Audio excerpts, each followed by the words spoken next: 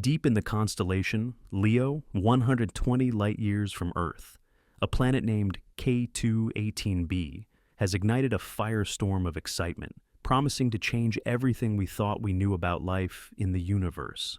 Imagine the headlines that exploded across the internet. James Webb found a planet with 99.7% chance of life. These sensational claims, often accompanied by stunning artists' impressions of ocean worlds under alien skies, captured the public's imagination like few scientific discoveries before. The idea of a world teeming with life, more habitable than Earth itself, became a captivating narrative, fueling hopes for cosmic companionship and redefining our place in a potentially crowded universe. Scientists at Cambridge University, led by Professor Nikku Madhusudan, were at the forefront of this groundbreaking research, using the unparalleled capabilities of the James Webb Space Telescope to peer into the atmosphere of this distant exoplanet. Their initial findings, reported in early 2025, sent ripples through both the scientific community and popular media, suggesting the strongest evidence yet for biological activity beyond Earth.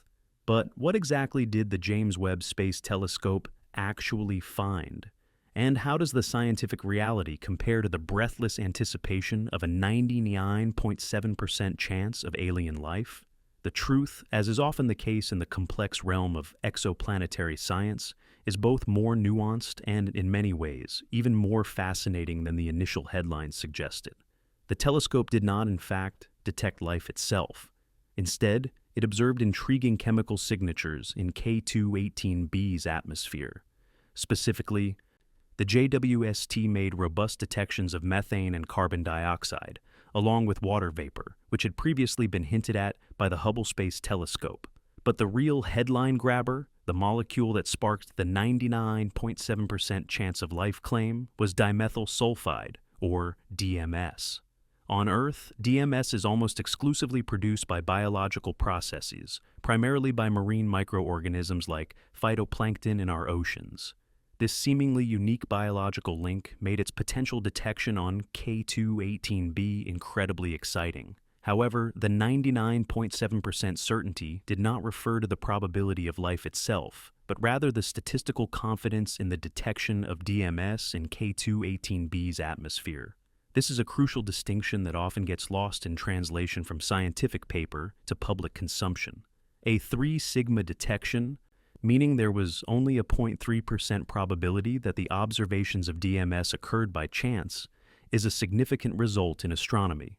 Yet, for a definitive scientific discovery, especially one as profound as extraterrestrial life, astronomers typically require a much higher 5 sigma threshold, which corresponds to a vanishingly small chance of error, more like 99.99%. Lead researcher Nikku Madhusudan himself acknowledged this, stating that more observations would be needed to reach that gold standard of certainty, estimating it could take another 16 to 24 hours of JWST observation time. Adding to the complexity, K2-18b itself is no Earth twin. It's a Hyson world, a type of exoplanet theorized to have vast liquid water oceans beneath a thick, hydrogen-rich atmosphere. With a mass about 8.6 times that of Earth and a radius 2.6 times larger, it's more like a mini Neptune than a rocky planet like ours. While the presence of water and its orbit within the habitable zone of its red dwarf star initially made it a tantalizing candidate for life, the atmospheric conditions and the sheer scale of such a world present unique challenges and possibilities for biology that are unlike anything we know on Earth. Some scientists have even cautioned that the planet's internal structure and temperature could be far more hostile, potentially harboring oceans of magma rather than liquid water, or lacking a solid surface altogether. Furthermore, the very interpretation of DMS as an unequivocal biosignature is not without its skeptics. While exclusively biological on Earth, the vast, hydrogen-rich atmosphere of a Hycean world like K2-18b could potentially foster abiotic or non-biological pathways for DMS production that we don't yet understand. Laboratory experiments in 2024 have already demonstrated that abiotic DMS formation is possible under simulated exoplanetary conditions, and it has even been detected in comets and interstellar environments, far removed from any known life. Moreover, recent reanalyses of the JWST data by other independent research teams have raised questions about the robustness of the DMS detection itself, with some studies suggesting the signal could be statistical noise or that the methodology didn't fully account for other molecules or instrumental noise. One such reanalysis even found no conclusive evidence of DMS, further tempering the initial excitement. So, while the initial reports of K2-18b painted a vivid picture of a living world with a 99.7% chance of life, the scientific reality is a much more intricate tapestry of tentative detections, cautious optimism, and vigorous debate. This video will take you beyond the headlines and into the fascinating complexities of exoplanet habitability and biosignature detection. We'll explore what JWST really saw, dissect the scientific claims and counterclaims, delve into the unique characteristics of Hycean worlds, and clarifies why even the most promising hints of life demand rigorous scrutiny. Our journey will uncover the true scientific significance of K2-18b, dispelling the myths and revealing the cutting-edge science behind humanity's quest to answer one of the oldest questions: are we alone? Prepare to separate fact from speculation and understand what you really need to know about this remarkable distant world. Deep in the constellation, Leo 124, light-years from our pale blue dot, the James Webb Space Telescope has captured whispers from a distant world, K2-18b, igniting a fervent debate that echoes far beyond the halls of academia. This isn't just another exoplanet discovery. It's a potential turning point in humanity's quest to answer the most profound question: are we alone? The tantalizing claim that K2-18b shows a 99.7% chance of life has reverberated globally, sparking both immense excitement and a healthy dose of scientific caution. But what exactly did JWST see, and how did a percentage so specific come to define one of the most significant astronomical announcements of our time? To truly understand the gravity of this moment, we must journey back to the genesis of this extraordinary claim, peeling back the layers of its enigmatic atmosphere to reveal what Webb truly observed.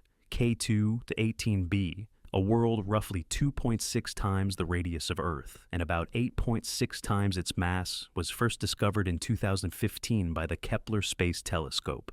It orbits a cool red dwarf star, K2-18, a sun much smaller and cooler than our own, residing in a region known as the habitable zone, the sweet spot where temperatures could theoretically allow for liquid water to exist on a planet's surface. This alone made K2-18b an intriguing target, a sub-Neptune exoplanet, a class of planet that is larger than Earth but smaller than Neptune, and notably absent from our own solar system.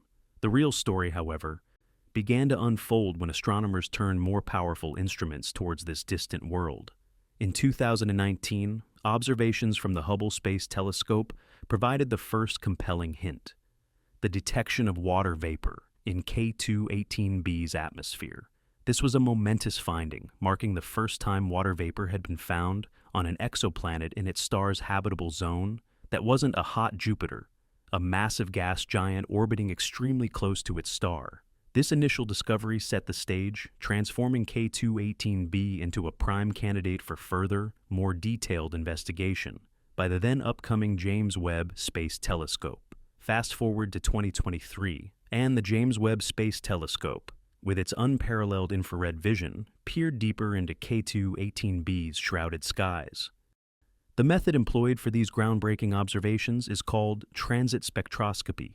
Imagine K2-18b passing directly in front of its host star, K2-18, from our perspective.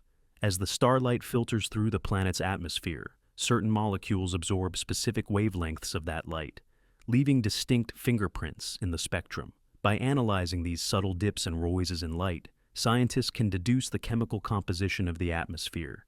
It's like deciphering a hidden message encoded in starlight, a testament to the incredible sensitivity of JWST's instruments. The initial 2023 Webb observations, led by Professor Niku Madhusudhan from the University of Cambridge, confirmed earlier suspicions and unveiled an atmosphere rich in carbon-bearing molecules. Specifically, methane and carbon dioxide were definitively detected. This was a significant step, as it marked the first time these fundamental carbon-based molecules had been found in the atmosphere of an exoplanet within its star's habitable zone. The abundance of methane and carbon dioxide, coupled with a notable shortage of ammonia, provided crucial evidence supporting the hypothesis that K2-18b might indeed be a Haitian planet. The term Haitian, a portmanteau of hydrogen and ocean, was coined by Madhusudan and his team to describe a theoretical class of planets that possess a hydrogen-rich atmosphere overlying a vast, deep liquid water ocean. These aren't Earth-like worlds in the traditional sense. They are larger, typically mini-Neptunes, but potentially capable of supporting life in their watery depths, insulated by their thick hydrogen envelopes. The concept of Haitian worlds expands our understanding of habitability, suggesting that life might thrive in conditions previously considered too exotic, far beyond the narrow confines of what we imagine an Earth 2.0 to be. Earlier theoretical work had even predicted that high levels of sulfur-based gases could be present on such worlds. But the story didn't end with methane and carbon dioxide. The 2023 data also provided a possible detection, or weak hints, of something far more exciting: dimethyl sulfide, or DMS. This faint signal, initially less robust, was enough to pique the scientific community's interest, prompting further, more targeted observations. Then came the new, stronger evidence, announced in 2025. Using Webb's mid-infrared instrument, MIRI, which observes in a different wavelength range than the earlier near-infrared instruments, NIRIS and NIRSPEC, the team secured significantly stronger evidence for the presence of DMS and possibly dimethyl disulfide, DMDS, in Q18b's atmosphere. These molecules belong to the same chemical family and, crucially, are considered strong potential biosignatures. Why is dimethyl sulfide so significant? On Earth, DMS is almost exclusively produced by life, primarily marine phytoplankton, microscopic plant-like organisms in our oceans. It's part of the characteristic smell of the sea breeze. DMS is not known to form from geological processes like volcanoes or lightning, nor from typical mineral reactions. Its presence in an atmosphere, especially in substantial quantities, is considered a strong chemical fingerprint of biological activity. The estimated concentrations of DMS on K2-18b were thousands of times higher than what is found on Earth, reaching over 10 parts per million compared to less than 1 part per billion on our planet. Such high concentrations, if confirmed, would strongly suggest that the molecule is being actively replenished, a characteristic often associated with ongoing biological processes. As Professor Madhusudan himself stated, given everything we know about this planet, a Haitian world with an ocean that is teeming with life is the scenario that best fits the data we have. This brings us to the 99.7% chance of life claim. This figure refers to the statistical significance of the detection of DMS and/or DMDS, which reached a 3 sigma confidence level. In scientific terms, a 3 sigma detection means there is a roughly 0.3% probability that the observed signal is merely a random fluke or occurred by chance. While this level of confidence is considered robust in many fields, it is not the gold standard for a definitive scientific discovery, which typically requires a 5 sigma detection, meaning a probability of chance of less than 0.06%, or about 1 in 3.5 million.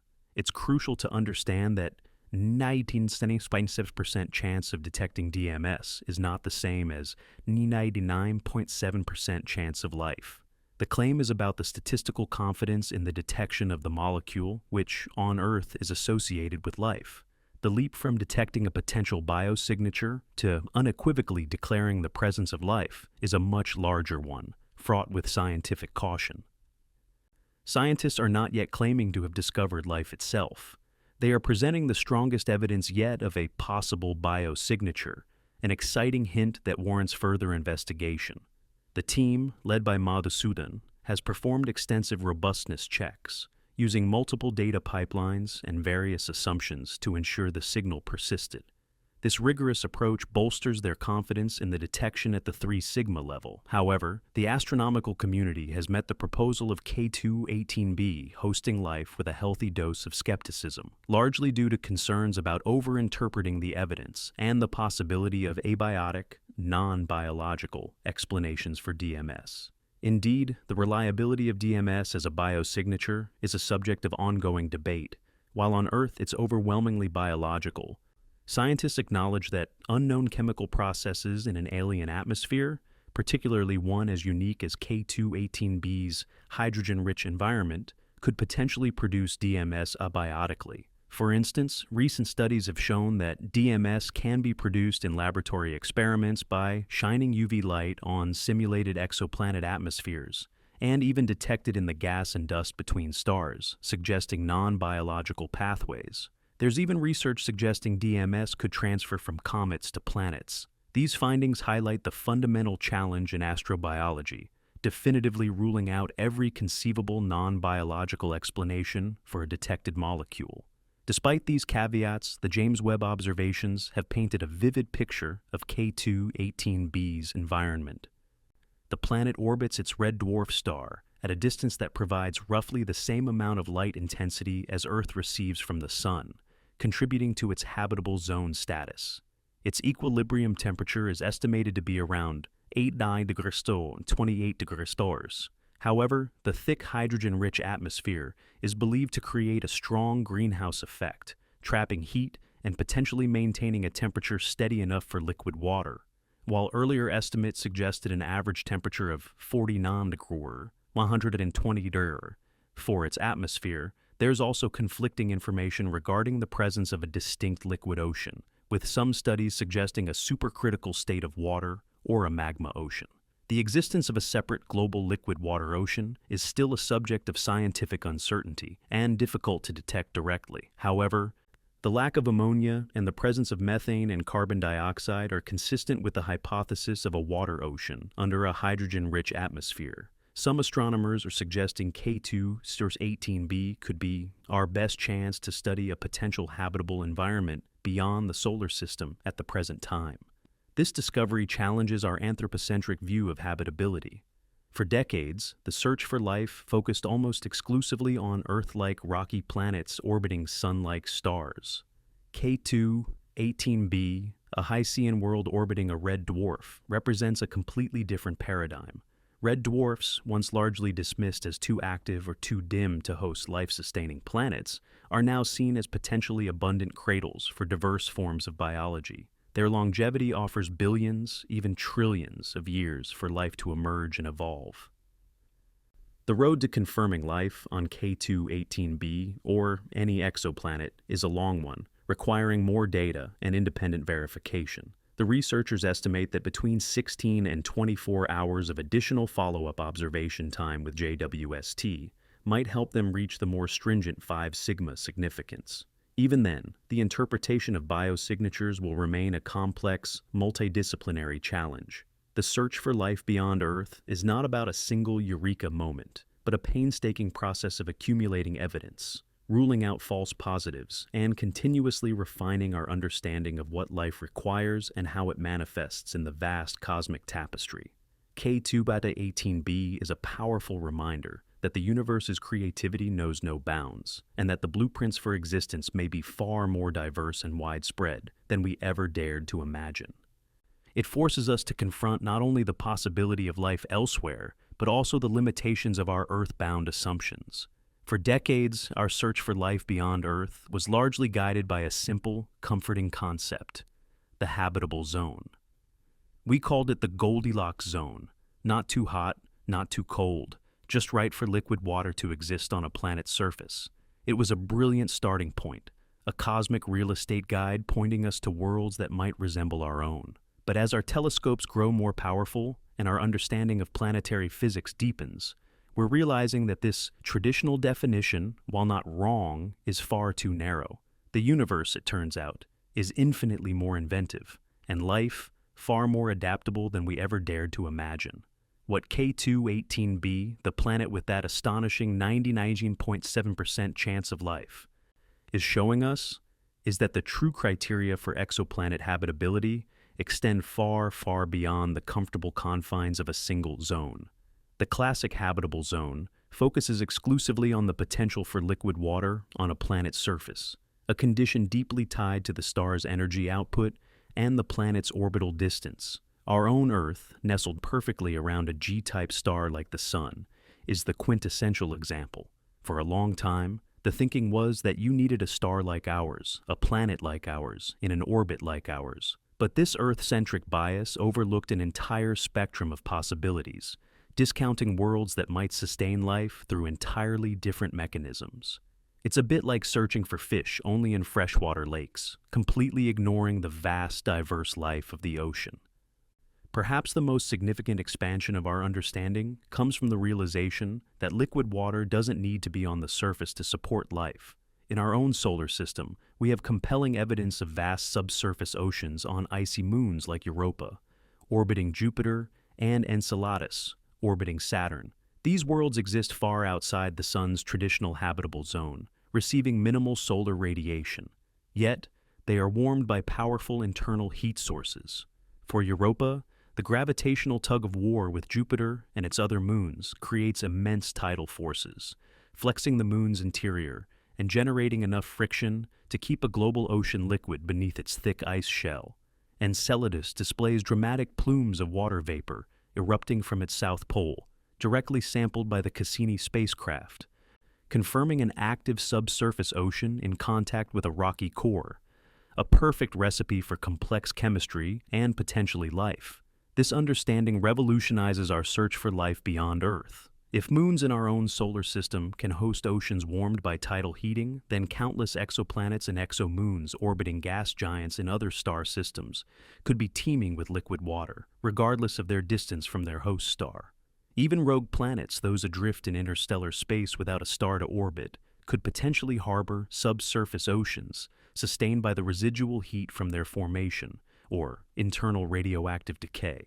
The universe, therefore, might be rich with these ocean worlds, hidden beneath icy crusts, where life could flourish in perpetual darkness, powered by chemosynthesis rather than photosynthesis. The number of potentially habitable worlds suddenly explodes beyond our previous estimates. JWST 18b itself offers another profound redefinition, challenging our assumptions about the role of atmospheric composition. This world, about 8.6 times the mass of Earth, is classified as a Haitian planet, a term coined for hydrogen-rich planets with ocean surfaces. Its thick, hydrogen-dominated atmosphere acts as a powerful insulator, maintaining a stable temperature of around 49 degrees Celsius, 120 degrees in its deep atmosphere, gentle enough for liquid water to exist below, even though its parent star, a red dwarf, is much cooler and dimmer than our Sun. This is a game changer. For years, thick hydrogen atmospheres were thought to be hostile, leading to crushing pressures and unwelcoming conditions. But Webb's data suggests that for worlds like JWST 18b, hydrogen acts as a thermal blanket, creating a stable planetary greenhouse that doesn't scorch the surface but redistributes heat evenly, allowing water to exist in a persistent liquid state. This concept fundamentally alters our view of planetary habitability. We no longer need atmospheres dominated by nitrogen and oxygen like Earth's. Super-Earths, mini-Neptunes, and Haitian worlds, which are far more common than Earth-sized rocky planets, could maintain life-sustaining conditions thanks to their unique atmospheric properties. These thick atmospheres can also offer crucial protection against the harsh radiation from their stars, particularly red dwarfs, which are known for their frequent and powerful flares.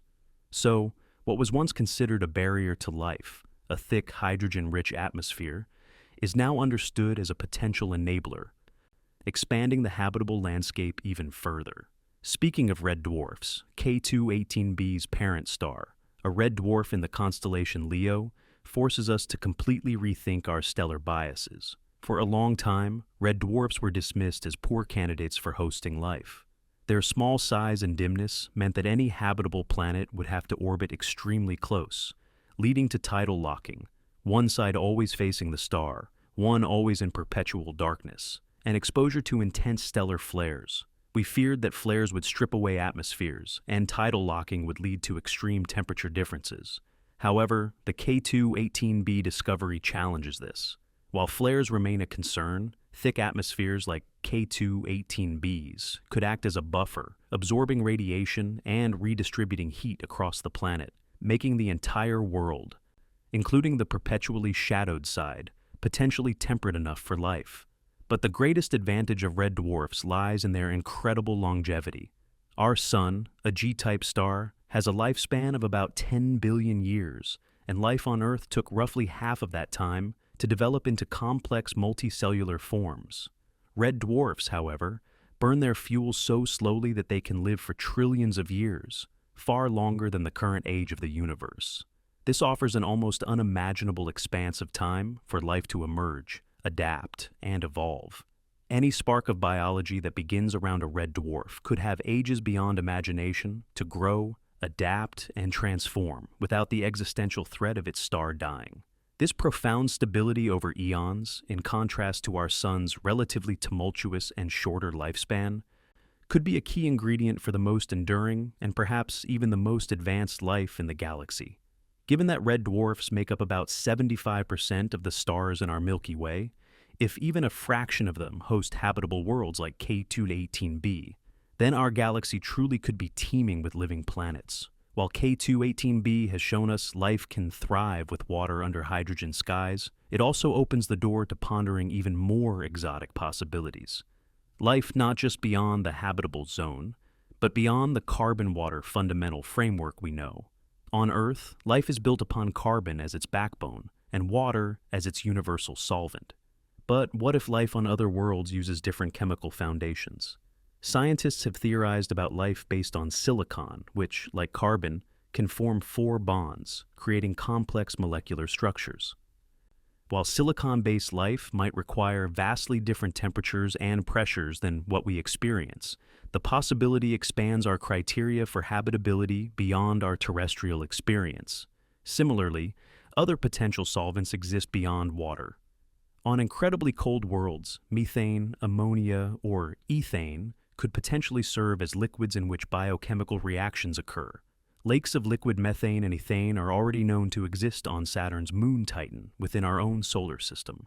While these environments are wildly different from Earth's, they represent chemical gradients and energy sources that could, in theory, support unique forms of life. The universe's fundamental laws of chemistry are universal, but their manifestation in biology could be diverse. This is not to say K2-18b has silicon-based life or methane oceans, but its very existence as a Haitian world pushes us to consider life's capacity for adaptation to extreme and unexpected chemical environments. The presence of dimethyl sulfide, DMS, on K2-18b, a molecule produced only by life on Earth, is a powerful indicator that biology can indeed find its footing in unexpected chemical landscapes. Another criterion often deemed essential for Earth-like habitability is plate tectonics. On Earth, plate tectonics plays a crucial role in recycling nutrients, regulating our planet's climate through the carbon cycle, and constantly reshaping the surface, creating diverse environments. This dynamic geological process has long been considered fundamental for maintaining long-term habitability. However, recent research suggests that life might not necessarily require this specific geological mechanism. Planets with stagnant lids, a single unbroken crust, might still possess active volcanism and hydrothermal vents, especially if they are larger super-Earths that retain internal heat longer than Earth, or if they experience significant tidal heating, like Europa. These deep-sea vents, which on Earth support entire ecosystems independent of sunlight, could serve as cradles for life on stagnant lid worlds. The necessity of plate tectonics might be an Earth-centric bias, limiting our search when other geological processes could provide similar conditions for the emergence and sustenance of life. Then there's the question of magnetic fields. Earth's robust magnetic field acts as a shield, protecting our atmosphere from the erosive effects of the solar wind. For planets orbiting active red dwarfs, this protection seems even more critical. Given the frequency of powerful stellar flares, however, it's not a universal requirement in the way we once thought. A planet with a very thick atmosphere, like K2-18b, could potentially lose a small portion of its atmosphere to stellar winds over billions of years without significant impact on the overall habitability, as there's simply so much of it. Moreover, some tidally locked planets may develop strong magnetic fields induced by their interaction with their host stars, offering a natural defense. The loss of a magnetic field might not be an immediate death sentence for an atmosphere or for life if other planetary characteristics compensate for it. Again, K2-18b's robust atmosphere might offer exactly this kind of inherent protection, pushing us to rethink magnetic fields as an absolute necessity. Ultimately, all these expanded criteria converge on one overarching factor: time. The universe is incredibly old, about 13.8 billion years. Life on Earth took about 4 billion years to evolve from its simplest forms to complex, intelligent beings. The sheer longevity of red dwarf stars, extending into the trillions of years, provides an almost infinite canvas for evolution to unfold. This means that if life emerges on a red dwarf planet, it has an unparalleled opportunity to adapt, diversify, and potentially reach stages of complexity that far surpass anything we've seen on our relatively young Earth. The light from K2-18b that Webb detected began its journey 120 years ago, a mere blink in cosmic time, yet it speaks of a world that had likely been breathing for eons already.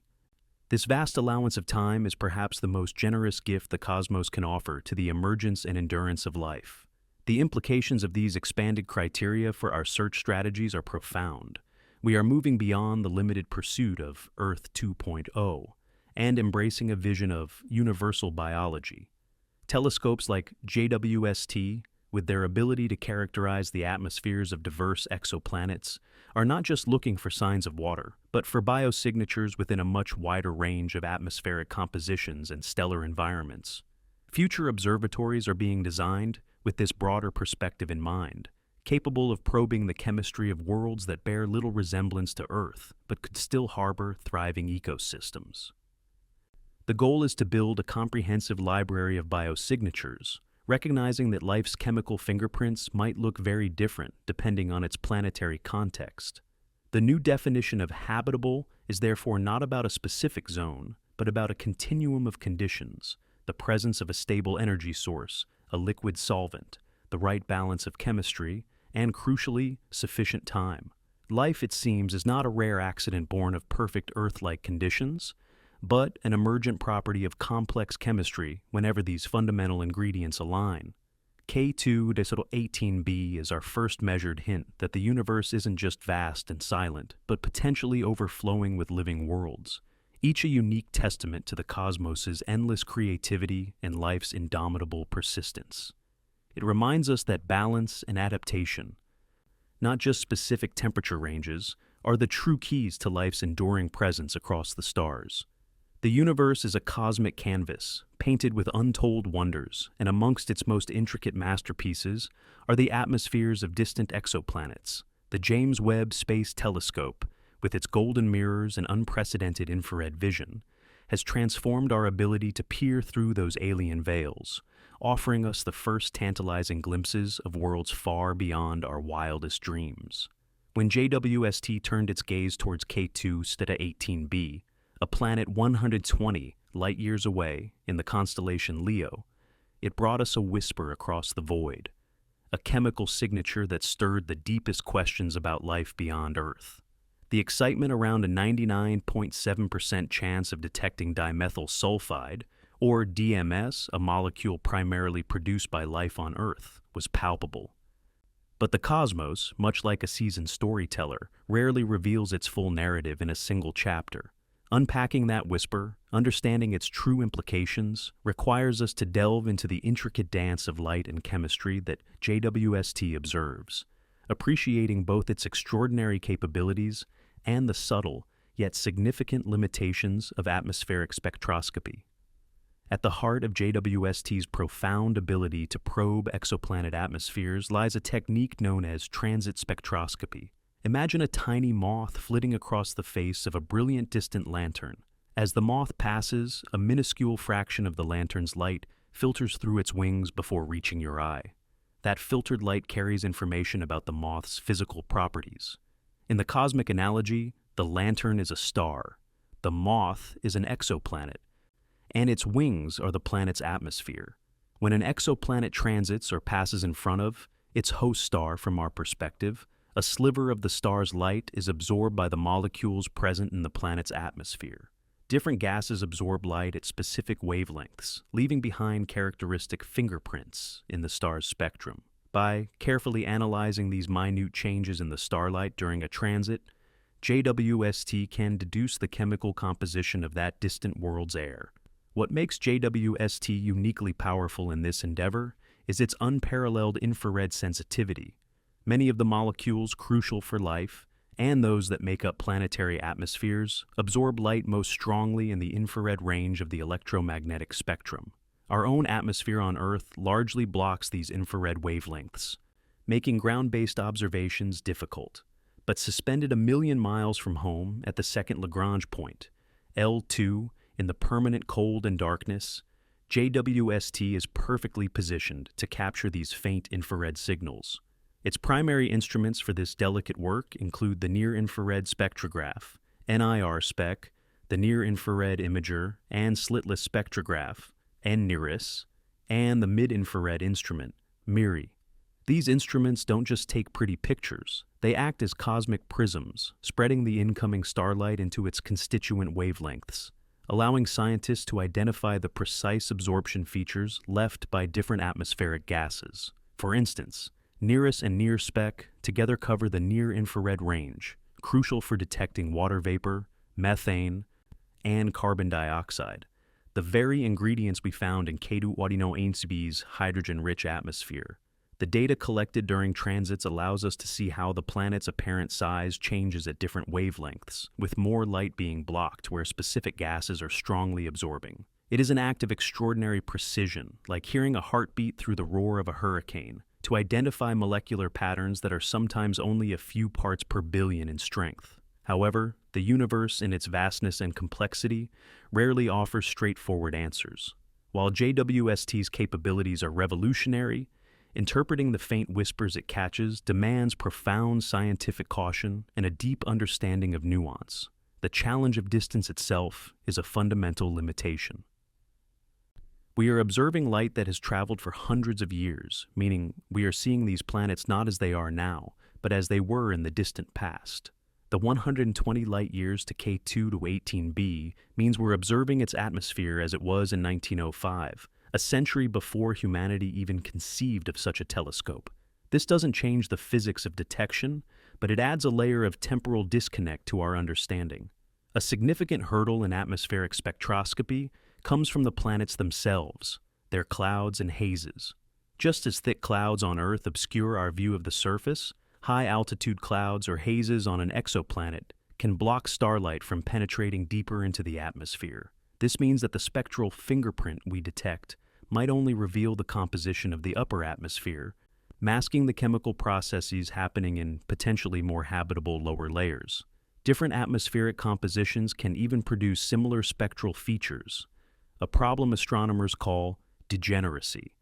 This can make it difficult to uniquely identify specific molecules or distinguish between different atmospheric models. For example, there can be a degeneracy between cloud top pressure and molecular abundances, leading to uncertainties in measuring atmospheric metallicity.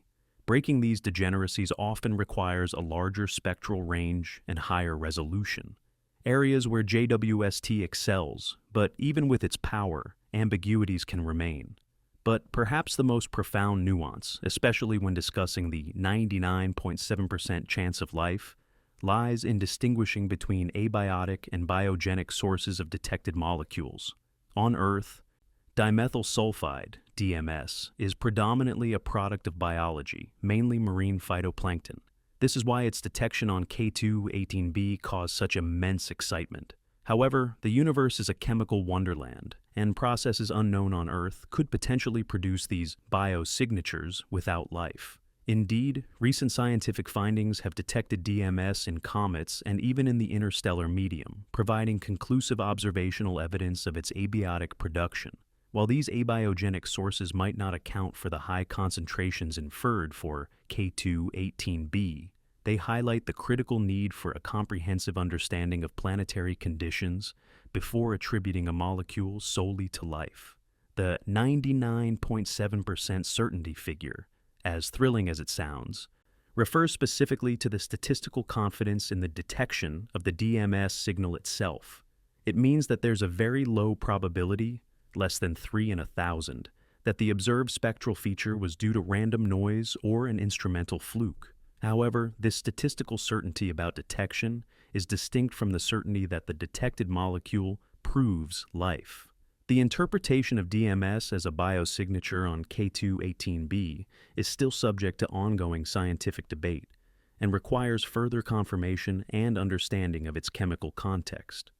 The original K2-18b study itself noted that, while an unknown chemical process may be the source of these molecules in K2-18b's atmosphere, the results are the strongest evidence yet that life may exist on a planet outside our solar system. Other studies have since emerged questioning the robustness of the DMS detection in some of the K2-18b data, citing susceptibility to instrumental systematics and degeneracies with other molecules like methane and carbon dioxide. This doesn't negate the initial finding, but underscores the intense scrutiny and verification process inherent in groundbreaking scientific claims. Consider other potential biosignatures. Oxygen, often considered a prime indicator of life on Earth, can also be produced through non-biological processes on other planets, creating false positives. For instance, if a planet loses its water due to a runaway greenhouse effect, hydrogen can escape to space, leaving behind oxygen.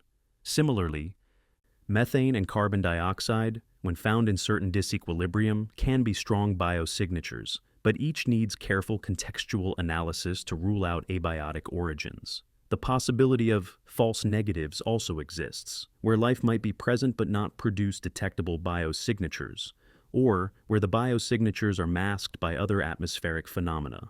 A planetary system with a lifeless exoplanet and a lifeless moon, for example, could, in theory, create an integrated spectrum that mimics a chemical disequilibrium from a single object, leading to a false positive for life. The complexities multiply when considering the host star's influence, as stellar flares and radiation can significantly impact atmospheric chemistry, potentially mimicking or destroying biosignatures.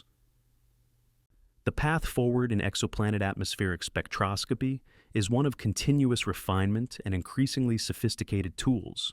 Researchers are developing advanced atmospheric and photochemical models to better understand how different gases interact under various planetary conditions. These models are crucial for untangling the complex chemical reactions that might produce or destroy potential biosignatures. Artificial intelligence and machine learning are also becoming indispensable, trained on JWST's vast datasets to recognize subtle molecular patterns and fluctuations that are invisible to the human eye, accelerating the analysis of incredibly complex spectra. Furthermore, the scientific community recognizes that no single observation, no lone molecule, will offer definitive proof of extraterrestrial life. Instead, it will be a cumulative body of evidence, a convergence of multiple lines of inquiry that ultimately leads to a confident conclusion. This involves a multi-observatory approach, combining JWST's observations with data from existing and future telescopes. The Nancy Grace Roman Space Telescope, set to launch later this decade, will survey thousands of exoplanets, providing a broad census of their types and orbits. Europe's Ariel mission will then follow, dedicated to studying the atmospheres of approximately 1,000 exoplanets in detail. Looking further ahead, ambitious concepts like the Habitable Worlds Observatory, HWO, are being planned for the 2040s. HWO aims to directly image Earth-like planets around Sun-like stars and analyze their light for signs of oceans, continents, and potentially life, with a mirror even larger than JWST's. These future observatories, equipped with coronagraphs and advanced optics, are designed to block out the overwhelming glare of host stars, allowing for direct observation of exoplanets and a deeper analysis of their atmospheres than ever before. The discovery of DMS on K2-18b even with all its necessary scientific caveats and ongoing debates, represents a monumental leap. It has shown us that JWST can indeed detect complex organic molecules, including potential biosignatures, in the atmospheres of distant, potentially habitable worlds. The 99.7% certainty was not about life itself, but about the robust detection of a molecule that, on Earth, is a strong indicator of life. This distinction is critical for scientific integrity, ensuring that we celebrate the triumph of detection while remaining vigilant in interpretation. It nudges us further away from simply asking if life exists elsewhere, and closer to understanding how and where it might thrive. This is a new era of comparative astrobiology, where we learn not just about isolated points of light, but about the interconnected chemical processes that might define life across the galaxy. The initial excitement was justified, not as an endpoint, but as a powerful impetus for deeper investigation, a testament to humanity's unyielding quest to understand our place in a universe that is far more vibrant and chemically active than we ever dared to imagine. The discovery of dimethyl sulfide, or DMS, in the atmosphere of K2-18b was, without exaggeration, a monumental moment in astrobiology. The 99.7% confidence level didn't just represent a strong statistical signal, it represented a profound shift in our understanding of the universe's potential for life. For decades, the scientific community operated largely on theoretical models and educated guesses when it came to extraterrestrial biology.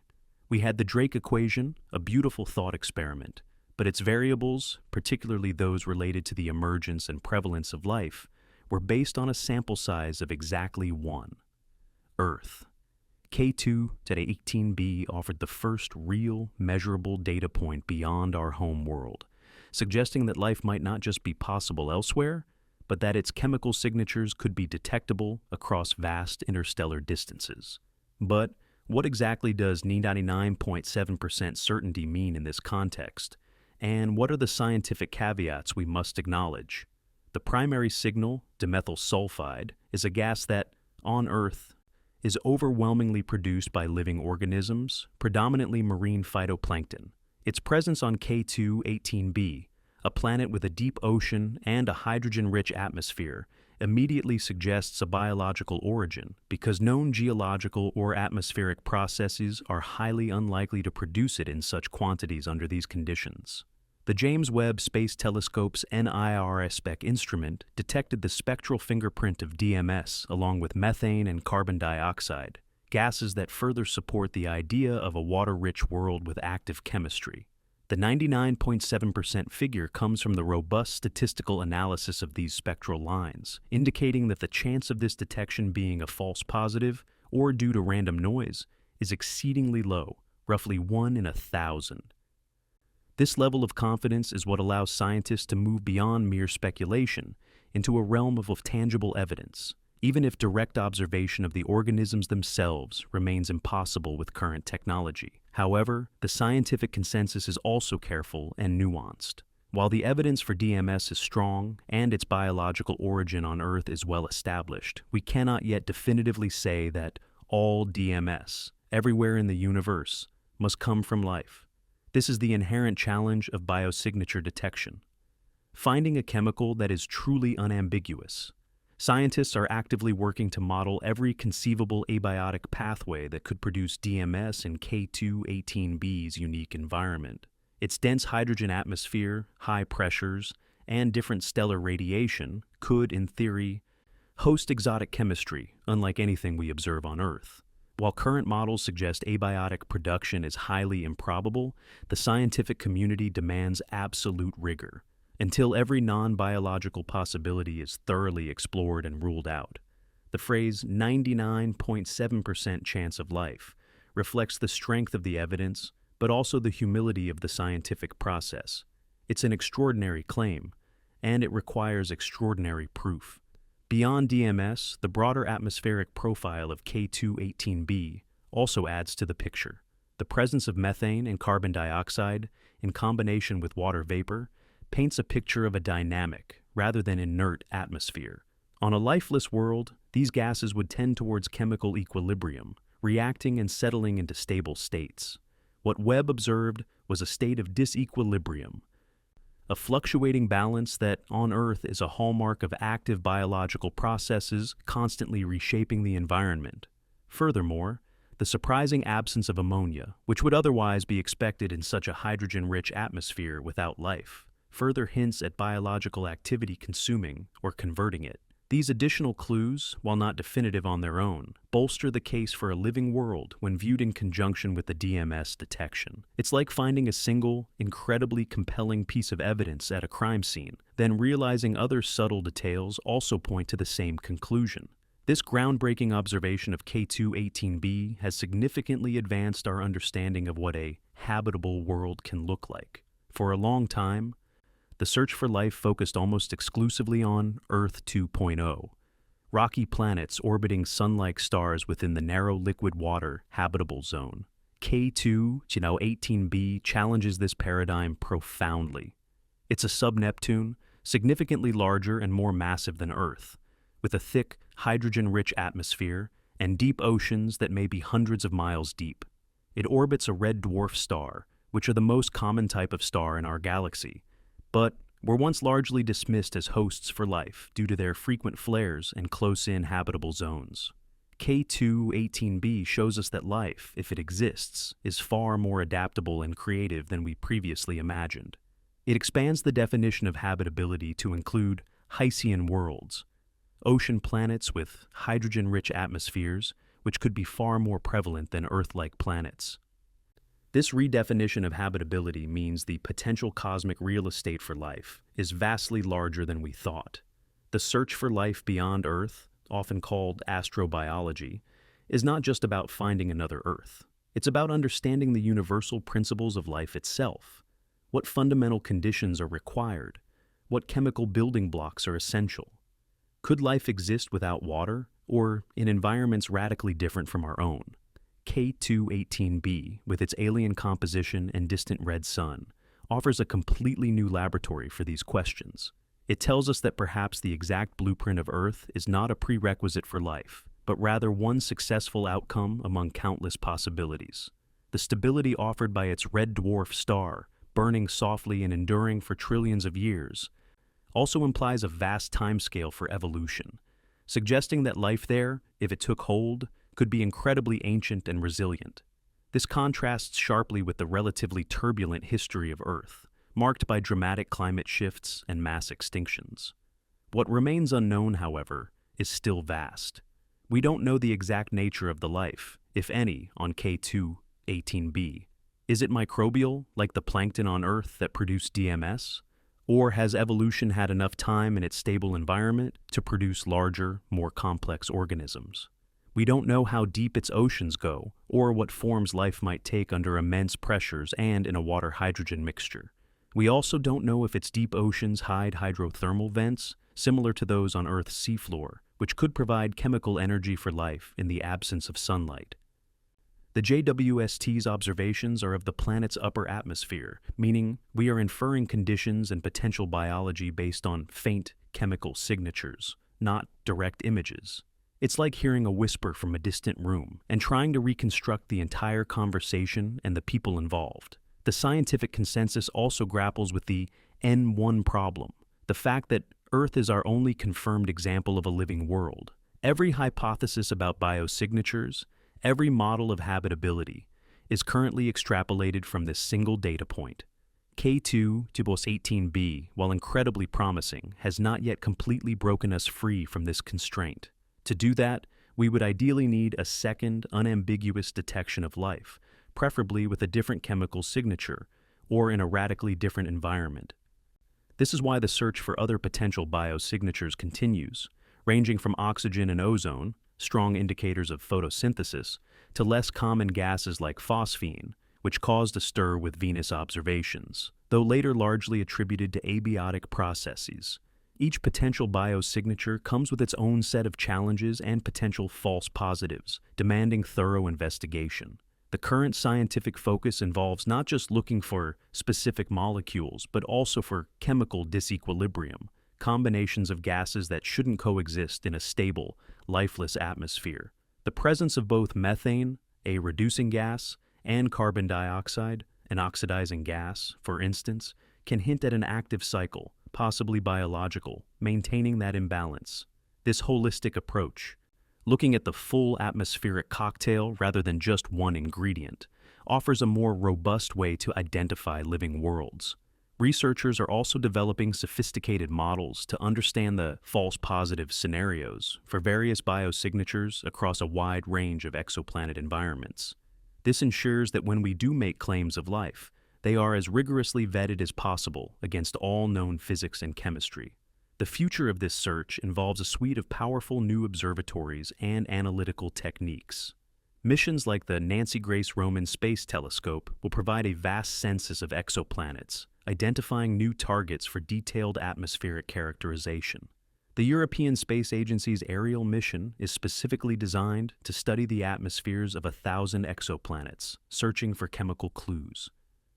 Ground-based giants like the extremely large telescope in Chile will use adaptive optics to resolve faint signals and even measure isotopic ratios, which can distinguish between geological and biological origins of gases. These observatories will work in concert, building a comprehensive library of biosignatures and refining our understanding of what life looks like chemically across the galaxy. Further into the future, concepts for deployable star shades and advanced coronagraphs aim to directly image exoplanets, blocking out the overwhelming glare of their host stars. This would allow us to potentially see features like oceans, continents, and even weather patterns on distant worlds, offering tantalizing visual clues to their habitability and, potentially, their living nature. And looking even further, proposals for solar gravitational lens missions envision using our Sun itself as a colossal telescope, magnifying distant exoplanets to an unprecedented degree, potentially resolving surface features down to mountain ranges. While these technologies are decades away, they represent the ultimate aspiration: to move beyond indirect chemical detection to direct observation of life on other worlds. The philosophical implications of K2 to 18b are also deeply integrated into the current scientific consensus. If life is indeed common on Hycean worlds orbiting red dwarfs, then it dramatically increases the probability that our galaxy, and indeed the universe, is teeming with life. This shifts humanity's perspective from cosmic solitude to one of shared existence. It tells us that the laws of physics and chemistry that gave rise to life on Earth are not unique, but are universally applicable and likely lead to similar outcomes wherever the conditions allow. This understanding can foster a sense of connection, diminishing the idea of Earth and humanity as an isolated, miraculous exception, and instead placing us within a vast, interconnected tapestry of cosmic biology. In summary, the 99.7% chance of life on K2-18b is not a definitive declaration, but rather the strongest, most scientifically robust indication of extraterrestrial life to date. It has catalyzed a new era of astrobiology, expanding our definition of habitability and sharpening our tools for detection. While unknowns persist and rigorous verification continues, K2-18b has irrevocably altered the scientific consensus. The universe is not silent, but rather, it is speaking to us in the chemical language of existence, and we are finally learning how to listen. The James Webb Space Telescope's detection of potential biosignatures on K2-18b ignited a firestorm of excitement, with headlines proclaiming a 99.7% chance of life. But what does that number truly signify? And what is the current scientific consensus? Let's strip away the hype and delve into the meticulously gathered data and the ongoing, intricate process of scientific discovery. First, it's crucial to clarify what the 99.7% confidence level actually means. It refers to the statistical confidence in the detection of certain atmospheric molecules, specifically dimethyl sulfide, or DMS, and potentially dimethyl disulfide, DMDS. On Earth, these molecules are predominantly, if not exclusively, produced by living organisms, like marine phytoplankton. However, this confidence level does not equate to a 99.7% chance of life existing on K2-18b. It simply means there's a 0.3% probability that the detected signal for DMS was due to chance. This is a significant statistical strength for a detection, but it's not a direct pronouncement of alien biology. Indeed, subsequent analyses have introduced a healthy dose of scientific caution. A new NASA-led study, incorporating multiple independent analyses, found no conclusive evidence of DMS, stating the signal, while present, remains below the 5 sigma threshold required for a definitive scientific confirmation.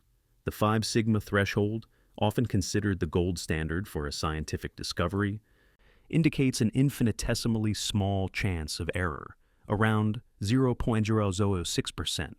Another reanalysis by an astrophysicist at the University of Oxford even suggested that the signs might not be there at all, potentially being statistical noise.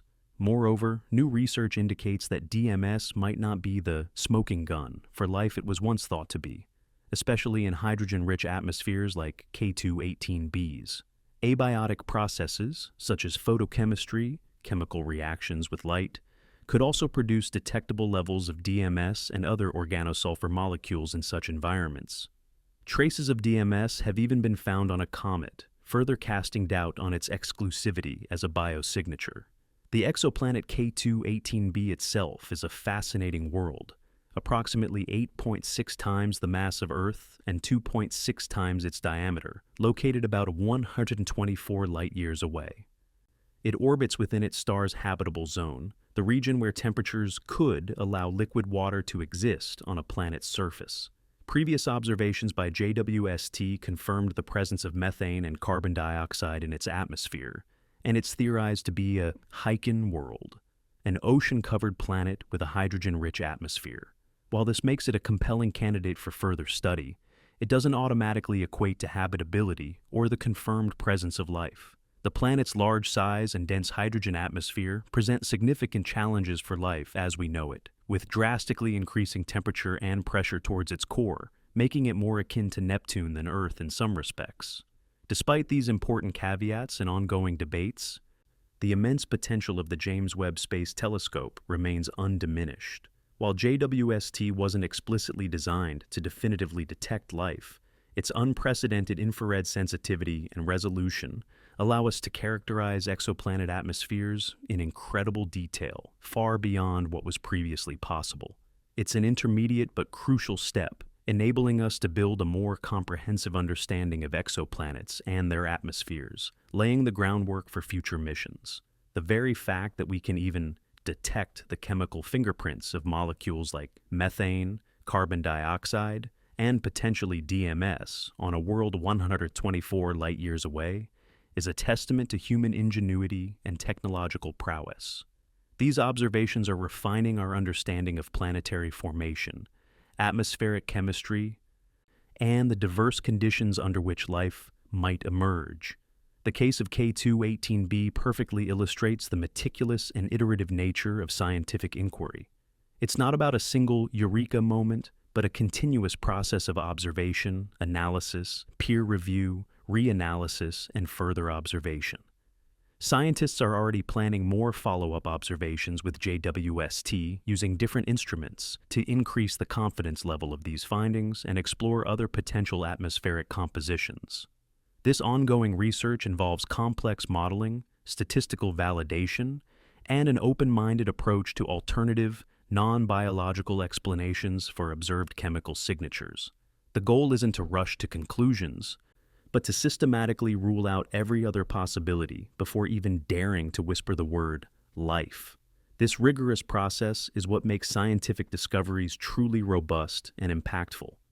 The journey to answer the fundamental question of whether we are alone in the universe is long and complex, but it is precisely in these moments of tantalizing hints and rigorous scrutiny that science truly shines. So, we invite you to remain curious, but also critically engaged.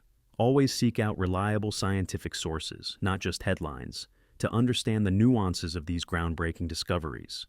Engage with the scientific process itself, appreciating the patience, skepticism, and collaboration that drive our understanding of the cosmos.